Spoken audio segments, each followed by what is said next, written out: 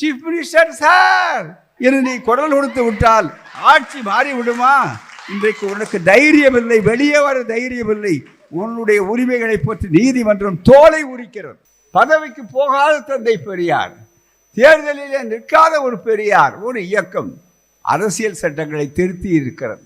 இந்த தோளிலே துண்டு போடுகிற உரிமை நமக்கு உண்டா? 100 ஆண்டுகளுக்கு முன்னால் செருப்பு போடுகிற உரிமை நமக்கு உண்டா? நன்றாக நினைத்து பார்க்க வேண்டும். மருந்து கண்டுபிடிக்கிற மருத்துவமனை சுயமரியாதை இயக்கம்.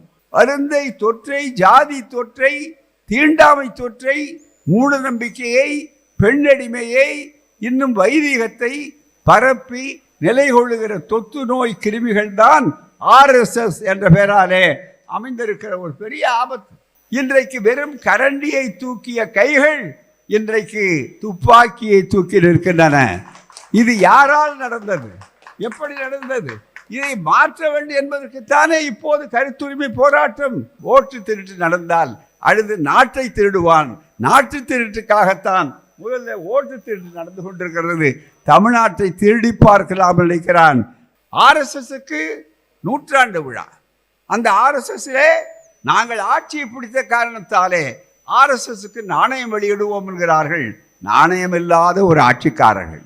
திராவிட இயக்கம் வெறும் ஜிகுனா இயக்கம் அல்ல, வெறும் வானவில் இயக்கம் அல்ல, வெறும் சினிமா மூலம் பிடித்து விட்டது என்று முட்டாள்கள் தப்பு கணக்கு போடுகிறார்களே, அவருடைய முட்டாள்தனத்தினுடைய முதுகெலும்பை முறிக்கின்ற இயக்கம். அவனுக்கு சாம்பல் தான் கிடைச்சது, மண்ணு கிடைக்கல. சாம்பலை தூக்கி தூக்கி வீசுகிறான். பெரியார் மீது வந்து விழுகிறது, எங்கள் மீது வந்து விழுகிறது. விழுகிற போது அண்ணா சொல்லுகிறார், நல்லது, பெரியாருக்கு இன்னும் முழுமையாக தாடி நரைக்கவில்லை, இன்னமும் அங்கொன்றும் இங்கொன்றும் கருப்பாக இருந்தது, முழுமையாக அந்த தாடி வெண்ணிற தாடியாக ஆக்கியது இந்த இருப்பல்லவா என்று கேட்டார்.